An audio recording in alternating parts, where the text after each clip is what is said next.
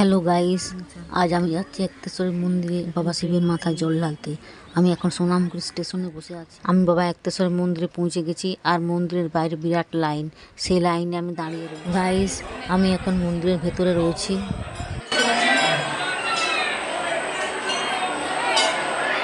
এই যে আমাদের নন্দী রাজা এবার এসছে গাছের তলায়। এখানে বাবা ভোলানাথের অনেক শিবলিঙ্গ রয়েছে।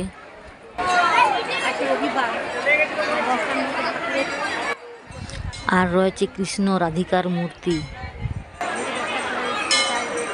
ওদিকে ঠাকুরের খিচুড়ি ভোগ খাওয়াচ্ছে। বহু দূর দূরান্ত থেকে লোক আসে বাবা একতেশ্বরের মাথায় জল ঢালতে।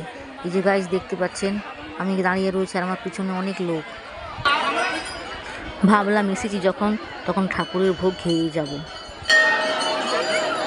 এবার আমরা ভোগ খেয়ে বাড়ি ফিরছি। বাইরে ভোগ খাবার বিশাল লাইন, এই যে দেখতে পাচ্ছেন। আর বাড়ি ফিরতে ফিরতে দেখছি রাস্তায় সুন্দর সুন্দর পুতুল বিক্রি হচ্ছে। গাইজ, আমার এই ভিডিওটা যদি আপনাদের ভালো লেগে থাকে তবে লাইক করবেন, কমেন্ট করবেন আর নতুন হলে সাবস্ক্রাইব করবেন আমার চ্যানেলটাকে।